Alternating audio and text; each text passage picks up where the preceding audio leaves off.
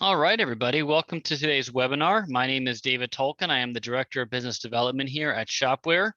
Very excited about today's webinar about loaner car tips and tricks. It actually involves a new integration that is live within the Shop-Ware platform. So I'm excited to show you how this integration works and how it can benefit your shop. As always, if you have any questions, please put them down in the chat. There's a Q&A button, and I'll be happy to field those and respond to them. As always, if you want to speak up or say something, please just give me a chat and let me know, and I'll unmute you. We would love to have, always like to have interaction from the group. Our speaker today is Laura Tierney. She's the National Sales Manager for ShopLoaner, which is a resource that helps independent service facilities implement and manage their loaner car fleets. Laura has worked with thousands of shops and dealerships over the last 7 years, listening to their issues and finding solutions. And this has really resulted in ShopLoaner being built on a best practices framework that really takes into account what shops need. Before joining ShopLoaner, Laura worked as an educator and as a high school and post-secondary level educator. I bet you're glad you're not having to do that this year with all that is going on in the education space. So nice choice to move. She instructed students in the areas of science and gen ed. Her experience in education and working with the public really has enabled her to make a seamless transition into the marketing and sales role that she's in right now. When she's not working with all the amazing shop owners across the United States and Canada, she enjoys spending time hiking, exploring the trails around her home in Kentucky, which is, I believe, where she's grown up and is from, as well as with her dogs and her family. So this is kind of a different webinar for us today. We haven't really talked about loaner vehicles in the past, and I haven't seen a lot of webinars with this topic and this content, nor have I seen a lot of systems that actually have a built-in integration to their shop management system. So very excited to bring this to you today. And with that, I will pass things over to Laura and let her take it away. Hi, David. Thank you so much for having me today. I'm going to go ahead and get ready to share my screen with you. Awesome. And let's get this going here so I can...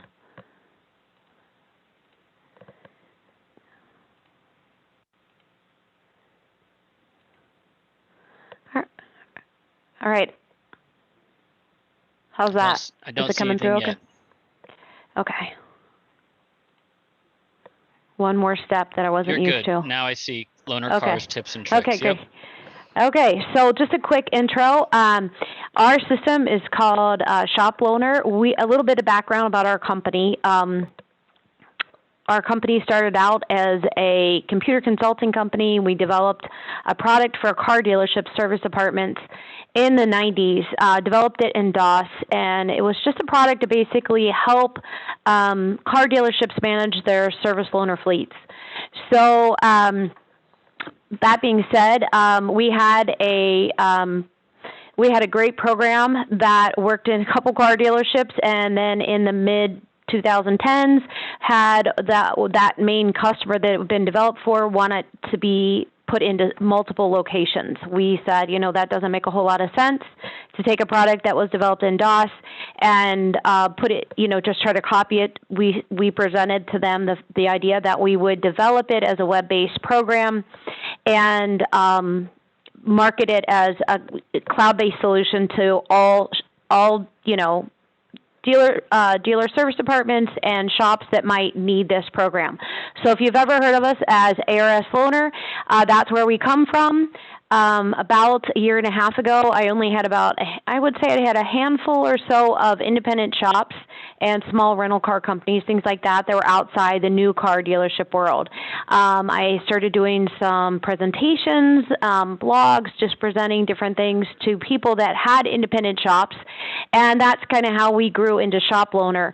So if you've heard about us as ARS Loaner and now ShopLoaner, we're the same company, but we tried to break off ShopLoaner because truthfully, there's no reason that independent shop owners should have to follow the same rules that manufacturers follow. And we won't get into all that, but car dealerships have a lot more that they have to deal with as they're associated with the manufacturer. So, how does ShopLoaner work, and what does it do to help you with your service loaners? I'm going to kind of run through it, and I'm going to give you some tips along the way about different things you might want to be aware of if you're going down this road or you've already started down this road, just things I've learned over the years dealing with service loaners. So this is just some bullet points about how our software works. I am going to go through this basic stuff and show you how it will help you organize your information, track data, create these rental agreements, and I'm just going to kind of real quickly show you what it looks like here, and then I'm going to also try to give you a visual of how it would work with Shop-Ware. One little disclaimer about that, I am not an expert in any means with Shop-Ware, so you know, if you have specific questions about Shop-Ware, you may have to direct those to David, whereas if you have more questions about the ShopLoaner system, I am pretty much an expert in that, so I can answer any of those questions. So, this is a web-based program. You get a username and password, and it will take you to your shop. When you log on, it'll look something like this. So the first time you log on, you won't have any vehicles in there. And you'll have to add them, and it's pretty easy to do. You put in the VIN. Here we have a connection to a database, and we'll help you fill in the information if we can. I always tell people we can do some tracking to help you know when it's time to take a vehicle out of service. That would be important to you if you're leasing a vehicle, so that's what some of this information is about. And the rental rate usually is not based on a car, but if you are renting cars out and you want to put a price in for that particular car, you can put a rental rate in as you add the vehicle. You can also add a vehicle by scanning the VIN inside the VIN barcode inside of the door with a mobile device. And I will kind of show you some of that, what a mobile device looks like in just a second. Once you have the vehicles in there, something I always point out is that anything in our system that's blue is something you can click on, so it's very easy to navigate. We have the navigation menu over here on the left. And I'm not going to read all this to you, but if you want to go to a spot, you just click on it, and it takes you to that screen. The next thing I would point out is that the stock number of the vehicle is going to be blue, and I'll just show you some of the things that go along with that vehicle. So you can set up maintenance plans. You might see in the background that I have a vehicle that's telling me it's time for maintenance. These plans can be set on odometer rotations or the number of days that have gone by. Another great feature we have is the ability to add a damage notation to the diagram. So every time I use this vehicle, I can note that there's damage to it. And this just saves you time because it doesn't make you have to go out and mark a rental agreement every time a customer leaves. If you choose to use this stock number every time you create a rental agreement for this vehicle, it will already have this damage marked. And if you want to add damage, you just simply click on the spot. You can put a notation of what that damage is, but notice it says take photo or upload photo. So this is one of those times when you're working on a mobile device, you're able to click on take photo, the camera will open up on the fly, and it'll allow you to document this damage with the photo. Now, if you're working on a desktop, no worries. You can still pull a photo to document this, but you're just going to have to get it out of a file versus a camera opening up. Once you click save, it'll mark it on that diagram, and like I said, every time I create a PDF with this stock number, it's already going to be marked on the agreement. And then if you ever decide that you're going to fix that damage and you want to take it off, you just simply click on it, you click delete, and it takes it off. The next tab I will tell you is great because as you start to use these vehicles, you're going to at some point probably want to look back and see who was in the car on any particular day. Your rental history is your best friend when it comes to that because you're going to click, again, stock number, then on the rental history tab, and it's going to show you every person who's been in that vehicle. If you need to reprint the agreement, you just click the PDF button. If you want to see the information that was in that agreement that you created, you just click on the name of the customer. It opens the agreement, and there's all the information that you put into the agreement when you started. Now, I will tell you, this is also a time where if you have a vehicle and you've you put a customer in and you're maybe thinking that you wanted to charge them something to their credit card.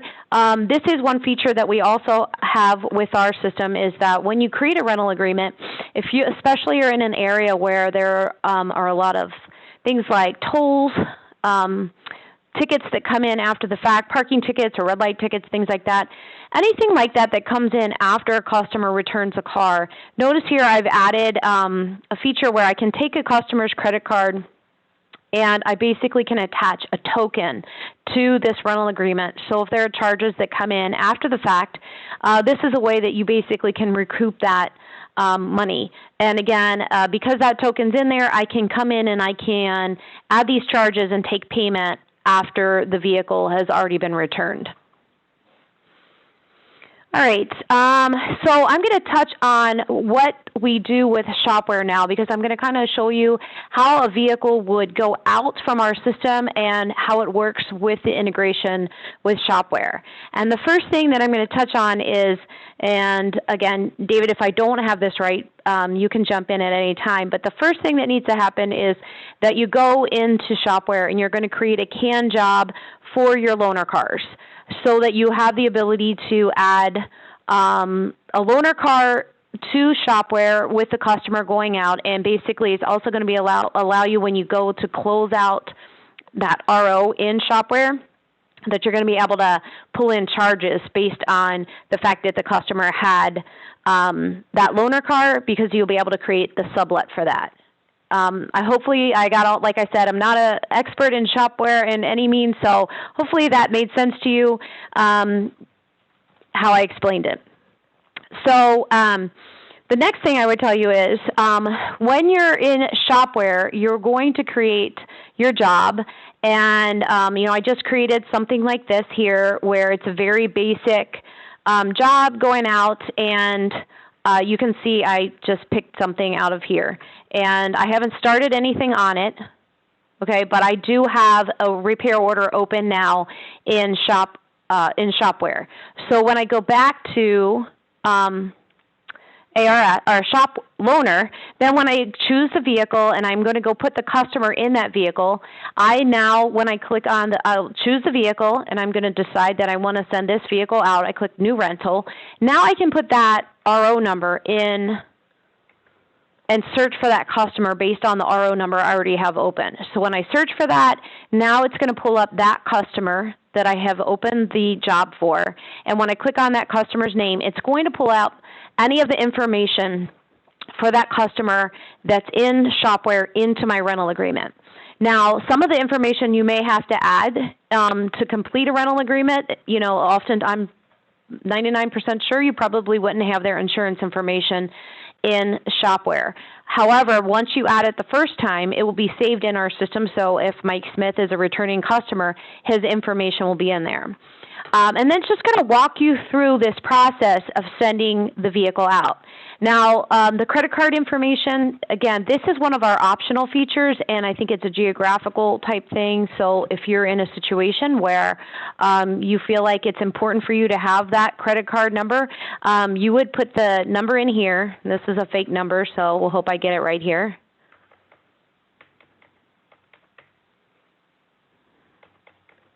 And like I said, we're going to hope this all works well for me. Put in my fake info. And then over here's the vehicle that I chose. You can see the repair orders here. Then you're going to set up something like who your service advisors are, if that's important to you. And again, that just helps you keep track of who is associated with this repair. And again, if you're looking at our screens and you're trying to say, who has sent this car out, it's at it's right at your fingertips who the service advisor was when you created this rental agreement. Now, why is the car going out? And this is one of the things where I try to give people some tips about how they might get revenue using their service loaners, even if they don't want to charge the customer.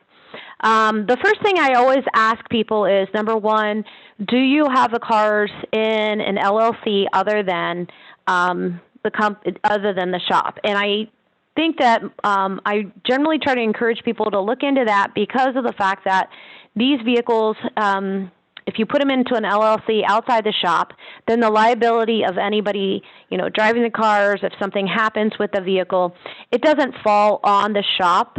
It falls on that smaller LLC company, and there's less liability than on the shop. So then it becomes, how do you pay that LLC for the use of the vehicles by the shop? And one of them is you could set up something like a courtesy no charge where there is an actual daily rate, and you're going to show it as a shop courtesy, meaning like this shop, Acme Garage, is going to reimburse my LLC, which I've called Acme Transportation, $35 a day for the use of this vehicle.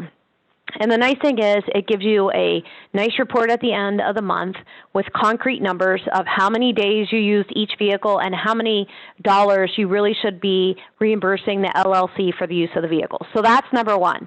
Some of the other things that you might be able to get revenue associated with the vehicles, and that, again, that's hypothetical revenue. That just allows you to move money from your shop to your LLC. I also try to encourage people to put in a rate for customer pay. Now, you might never want to charge a customer for using the vehicle, but the reason that we put a rate in for customer pay is usually on the agreement.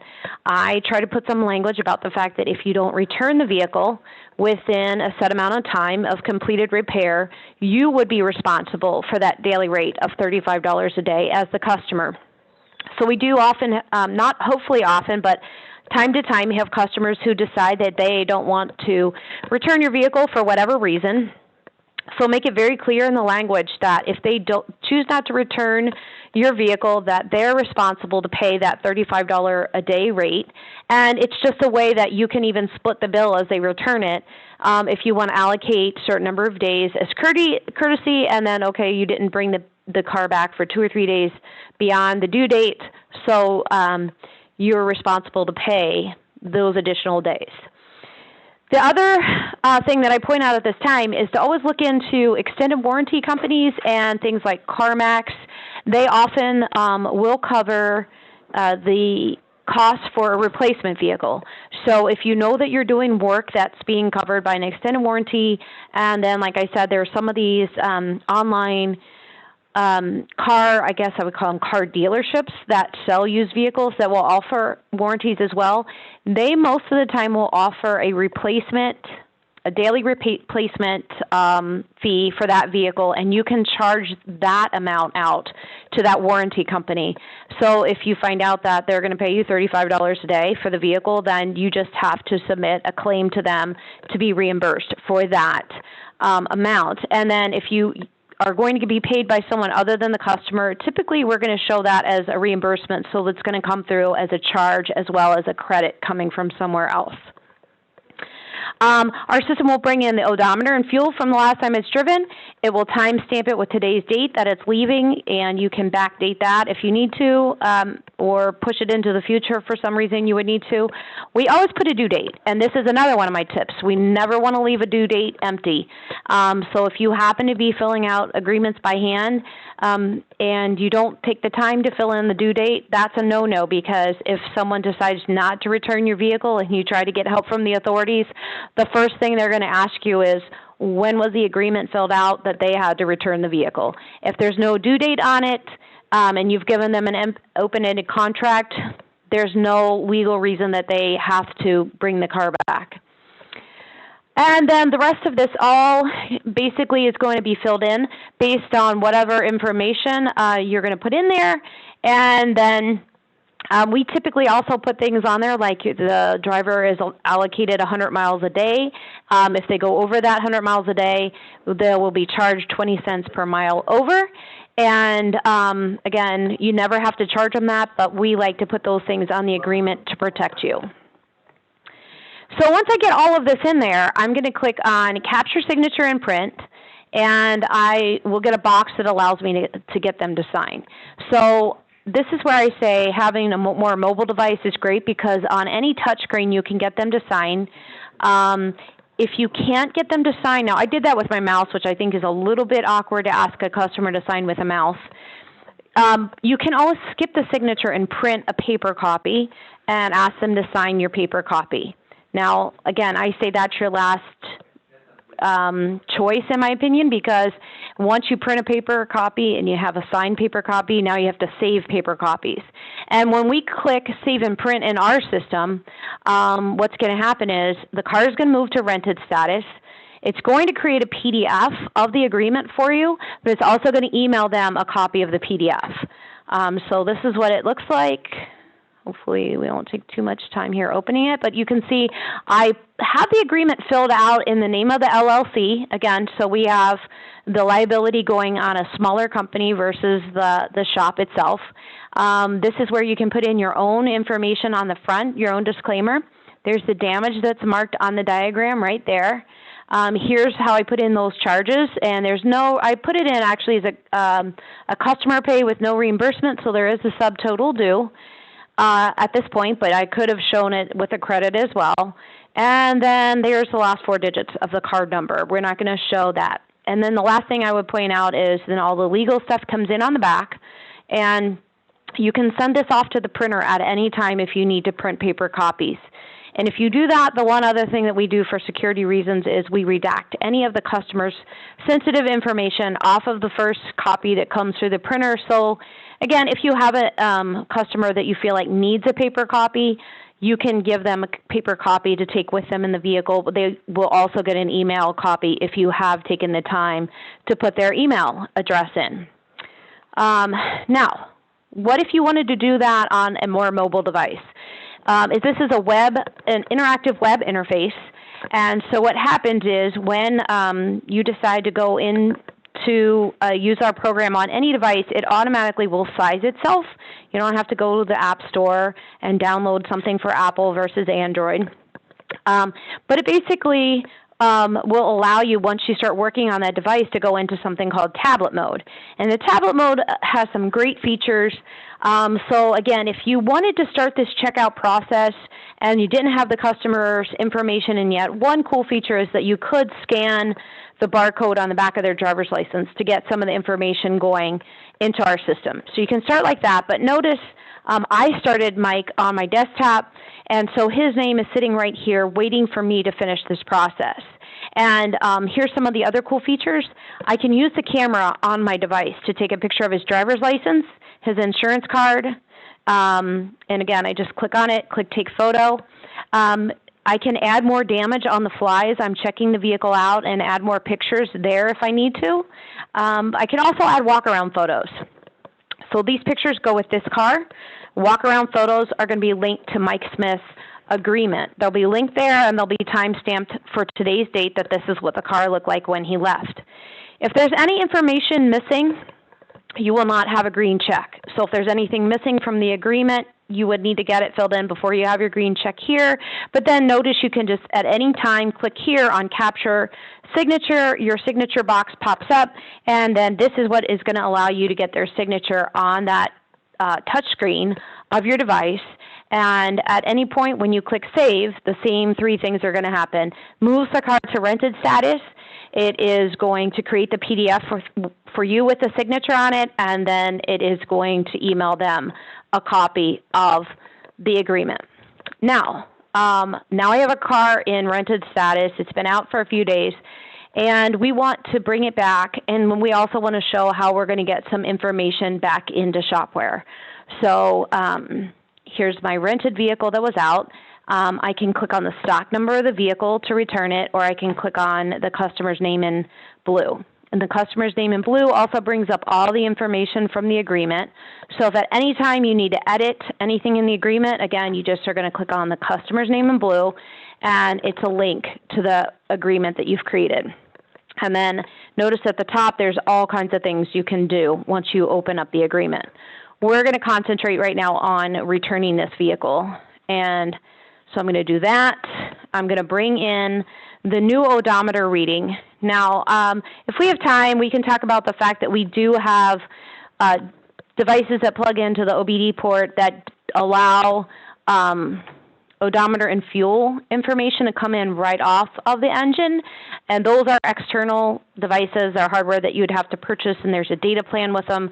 So we'll see if we have time to talk about that. But if those are things that people are interested in, the nice thing about them is they bring this information in, and they can also calculate automatically calculate your fuel charges based on the tank size of the car. And that's going to ask you who's checking the vehicle in, if there's new damage, and just basically wants to know that somebody put eyes on the vehicle. If while you're returning the vehicle you want to add more damage, you can do that while you're returning the car. Or if you just click no, it's just going to document that somebody said they looked at the car.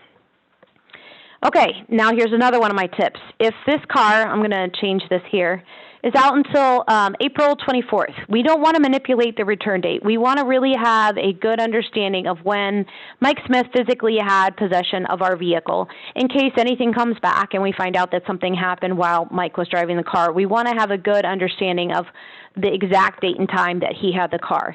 If ever you need to manipulate the number of days that it was out, you can use this box here to change the number of days that he actually had the car. And then the last thing I'll point out is that scenario of what if you did want to give him 2 days of customer pay and then he kept the car for 2 additional days. How does that all work out? Well, you can split your bill and you can allocate the number of days that you want to put in for any given reason, and you can put the reimbursement coming in from somewhere other than Mike Smith as well. When I close this out, now I have these charges passing through here. And so the next thing that's going to happen is I'm closing it out and I want to charge Mike $84. So if you've taken a credit card in our system, I would still say 99% of the time, if Mike Smith is still standing in your shop, you're filling out a repair order for him in Shop-Ware. There's no need to charge him through our system and through Shop-Ware or through your point of sale. So we don't choose to charge him through our system. This is more of an insurance policy, like I said, for post-return charges. We're going to click Shop-Ware, and that we want to put $84 from this use of this vehicle into Shop-Ware. So when I click on Save and Complete, now when I go back to Shop-Ware, if I've done this all correctly, I can come in here, and I think the first thing I need to do is edit service. Maybe I did that wrong.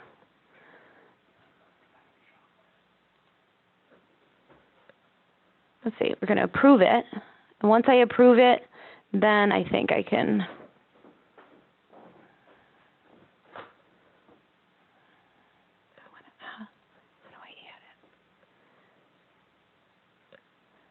David, maybe you can help me. I want to add that $84 in. Here it's up here. Oh, okay, sorry. Now. You got it? This is what, did I get it right? Oh, now I have to come down here, and I guess I have to now you can approve. Change the price. Yep. Brian to the rescue. Yeah, I know. I did it like 10 times today to try to make sure I could do it right. Oh, I don't know what I'm messing this up. I'm sure everybody out there knows exactly how to do it. Yeah, I think it's the three little dots next to the total. Or there you go. Yep. These? Nope. Oh. No, not those. I think you were doing it right before. And then just hit the plus button. Okay. Yeah. And then I would put a descriptor in there. I could have put a descriptor in here. Okay. All right. So now I have that. If you're end up charging a flat amount, right? Let's say that you're a shop and you're charging a flat amount per day, regardless of miles, you can create that canned job with that cost in there and just use that canned job. And then you want it to come in here and edit it. What Laura's showing you is if your price might change depending upon how long they have the vehicle or miles and stuff like that, then you just create a canned job for loaner vehicle with $0, and then you come back here and edit it when you're finished. And I do think that was going to happen a lot because, the fact that people maybe are going to leave the fuel tank empty, there may be no charge at all unless they don't return it on time, things like that. Most of my customers are sending them out as like a courtesy until a certain point. And once they've gone beyond when it's a courtesy anymore, that's when you start to see the charges come into play. Okay, so thank you for helping me with that because I thought I had it all worked out, but So then I would assume you just click off that you've done everything, and you'll be able to finish your job in Shop-Ware, which I know that you guys know how to do that better than I do, so I'm not going to like put you through that pain. But that's how you can push it back into Shop-Ware, into the RO. But then the last thing, well, I do want to actually do it because I want to show you. Let's see here. Now, do I have to? I'm sorry. Do I want to do this? And no. I wanted to put this all in here because so I can just show you. You don't have to watch me do this. What happens and I did do some of these earlier today. So the nice thing is, as you start to use our system, one thing we also pull in is the revenue based on using the vehicles in ARS that are courtesy loaners. We try to give you some numbers associated with the RO that you did in Shop-Ware, and was it worth it for you to give that customer the service loaner vehicle? And again, you're going to be able to come back in here and see if, again, was it worth it for this customer to get the loaner, yes or no? And because at the end of the month, you can just see how much revenue that you've created based on the service loaner vehicles and the ROs that were associated with them.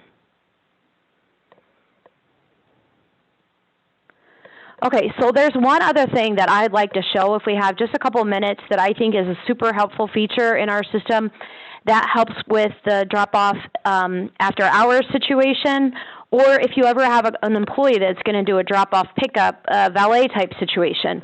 Oftentimes you're thinking like, I really would love to give a customer a car, or somebody's calling me from the shop, their car's broken down and they don't know what to do and I don't really want to drive there. I've had that scenario where I have people who actually have keys in a drop box that they can allow a customer to get these things. Even when they're not at the shop. But the big problem is, how do you get the customer to sign off before you give them access to those keys? And the way that we handle that in our system is our reservation feature. So you can come in and you can create a reservation, and I've already done one, so I'm not going to take too much time on this. But as you create a reservation, it allows you to send the customer an email link. Now, I will point out I have a lot of information in the system already about me. You don't have to get all this information, because what's going to happen when you send them this link is you're going to ask them to fill out the information for you. So if you just get the customer's first and last name and their email address, this allows you to ask them to fill out the information for you so that you can complete their agreement. And I'm just going to give you a real quick look of what happens when they get this email.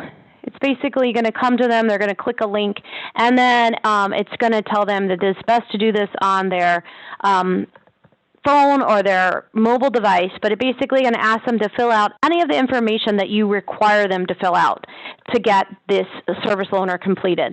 And so, again, they're going to have to fill it all out. They have to then take a picture of the front of their driver's license and the front of their insurance card. And if you like the credit card feature and you want them to give you the credit card number, they can do that at this point as well. And anytime, just so that I emphasize this, that they put a credit card number in, it's not just going out into the ether. We put the back end of an online merchant account there for you so that everything is secure and securely stored in a merchant account, and it creates a token. So they're going to fill out all this information, and the last thing they're going to do is click on this button to sign the agreement. And notice that they can pull up and read through the agreement at any time if they want to. So once they complete that step for you, you're going to see that their name comes into this list here of info review needed. And before you complete their agreement, at some point you're going to have to come in and look at their driver's license and look at their insurance card before it allows you to complete the information and complete the rental agreement. If you skip this step, that's okay. Even if you were to come here and you start with the vehicle, you start with the customer's name, or even if you start with their reservation, this button is going to be grayed out until you take the time to look at their driver's license, click verify and save. You're going to have to do the same thing with their insurance card. Once you have completed those two steps, then this button will allow you to complete the rental agreement. You'll fill in the RO number, who the service advisor is, and possibly why the car is going out. You pick those three things. It takes about 20 seconds now for you to complete the agreement. And the same three things are going to happen when you click save. It's going to move the vehicle into rented status.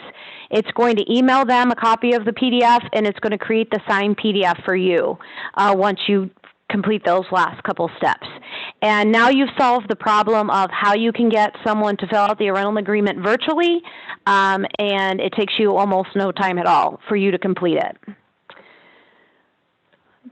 And then the last thing I would tell you is that every month, or you can basically change the date range at any time that you want. You can export any of these reports. But we're going to give you a lot of valuable information about your vehicles as you use them.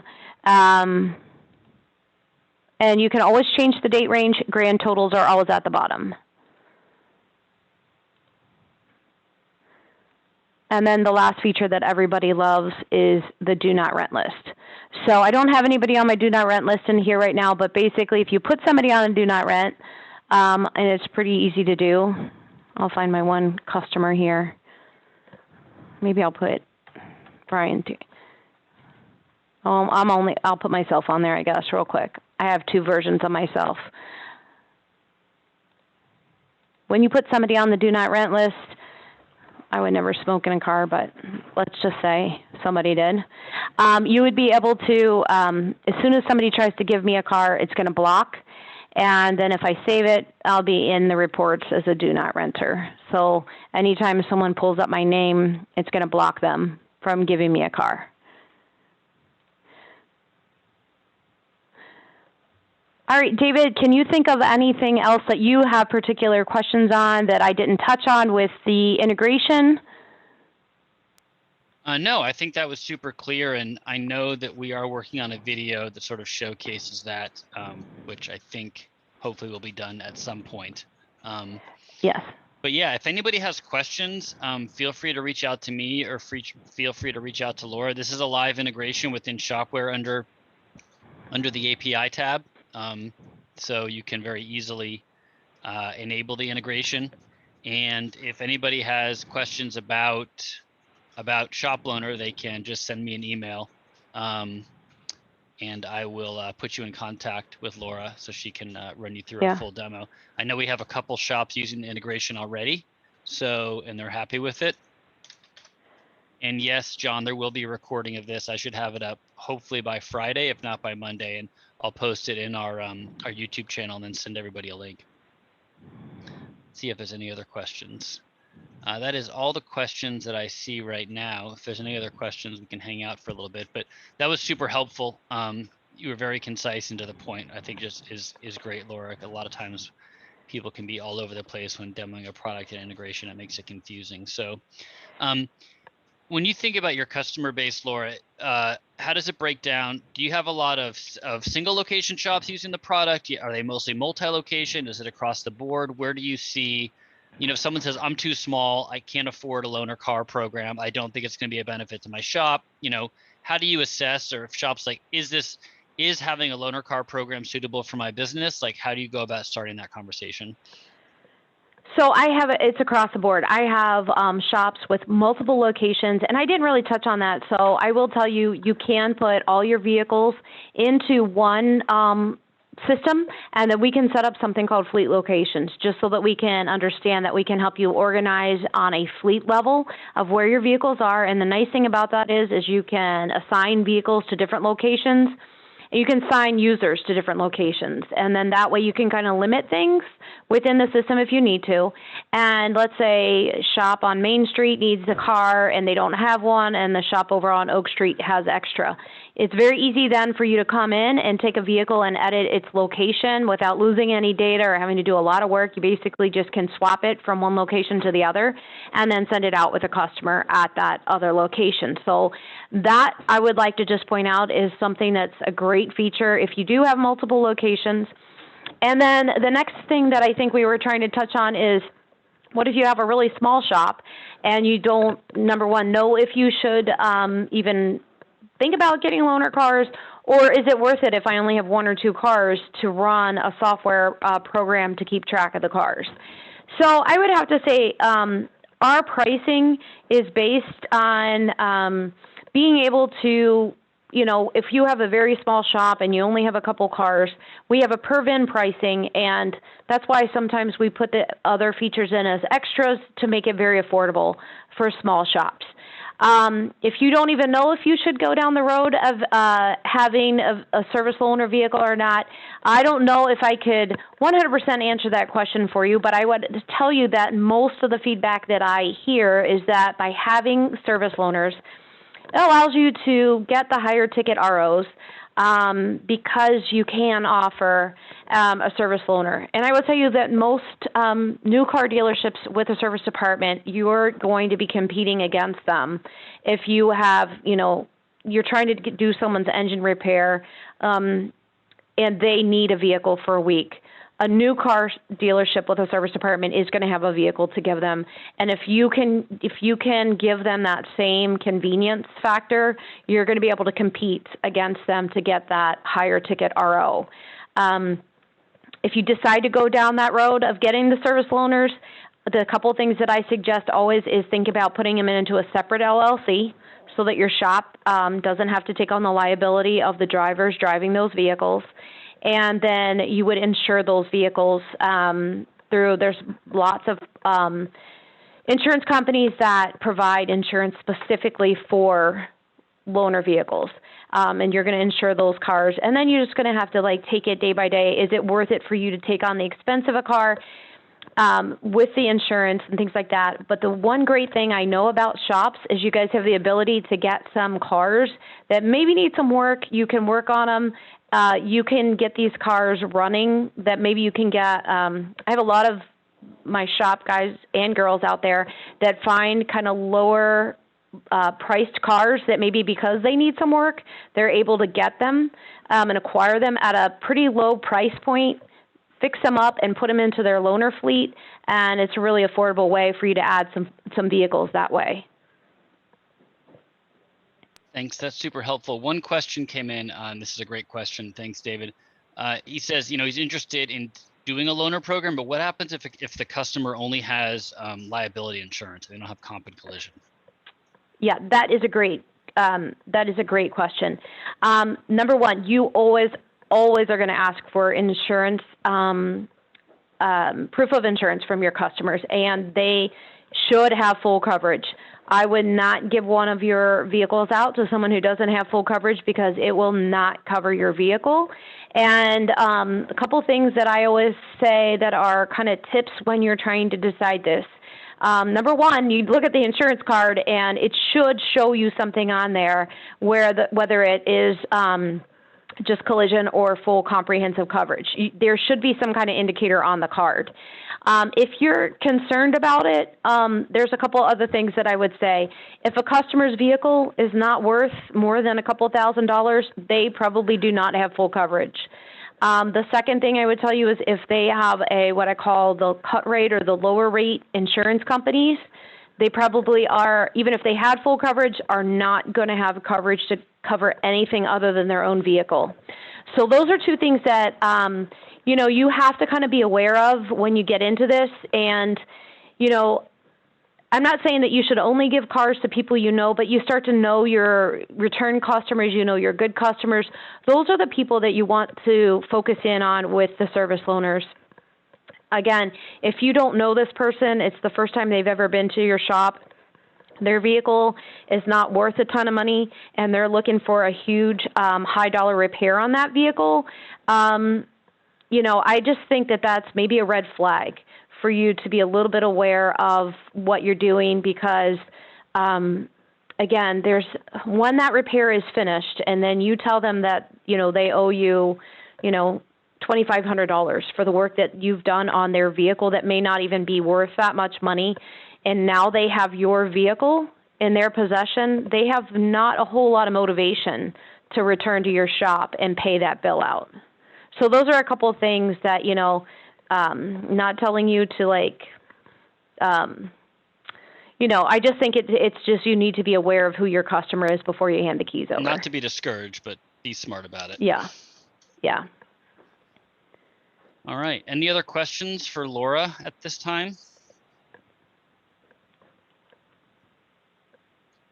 All right.